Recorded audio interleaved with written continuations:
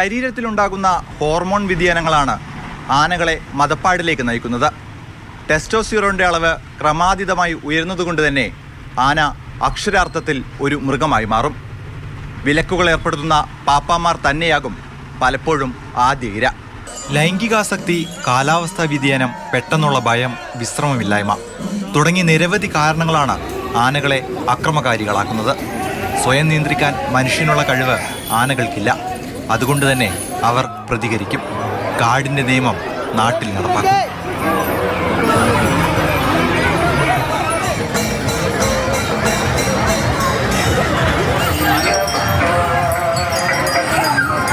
തിരുവനന്തപുരം കരിമ്പുകോണം ദേവീക്ഷേത്രത്തിലെ ഘോഷയാത്രയ്ക്കിടെയാണ് കൊമ്പൻ കാഞ്ഞിരക്കാട് ശേഖരൻ വിരണ്ടത്. ആനപ്പുറത്തുണ്ടായിരുന്ന 3 പേരും അത്ഭുതകരമായി രക്ഷപ്പെട്ടു.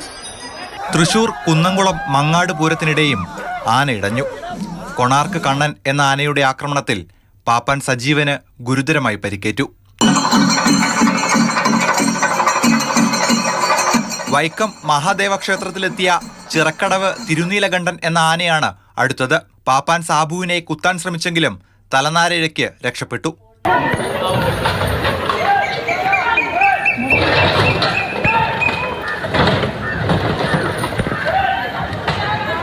തൃപ്രയാർ ശ്രീരാമക്ഷേത്രത്തിൽ വെച്ച് പാർത്ഥസാരഥി എന്ന ആനയും അക്രമാസക്തനായി.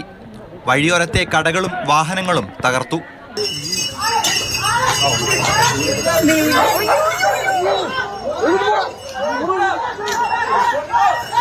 പനമ്പുകാട് സുബ്രഹ്മണ്യ ക്ഷേത്രത്തിലെ ഉത്സവ എഴുന്നള്ളിപ്പിനിടെ ആദികേശവൻ എന്ന ആനയാണ് ഇടഞ്ഞത്.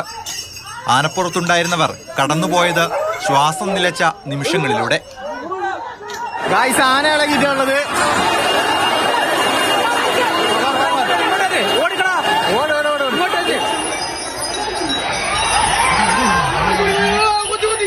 കണ്ണൂർ പാനൂരിൽ കുരുടൻകാവ് ഭഗവതി ക്ഷേത്രത്തിലേതാണ് ഒടുവിലത്തെ സംഭവം. അമ്പാടിക്കണ്ണൻ എന്ന ആനയുടെ പുറത്തുണ്ടായിരുന്ന ക്ഷേത്രപൂജാരി നിലത്തു വീണെങ്കിലും തലനാരിഴയ്ക്ക് രക്ഷപ്പെട്ടു. നിലച്ചിരിക്കാത്ത ആക്രമണങ്ങൾ ആനക്കഥകൾ പോലെ തുടർന്നുകൊണ്ടേയിരിക്കും. ആഘോഷങ്ങൾക്കും ആരവങ്ങൾക്കുമൊപ്പം സുരക്ഷയും ഉറപ്പാക്കണം. News desk, Mathrubhumi news.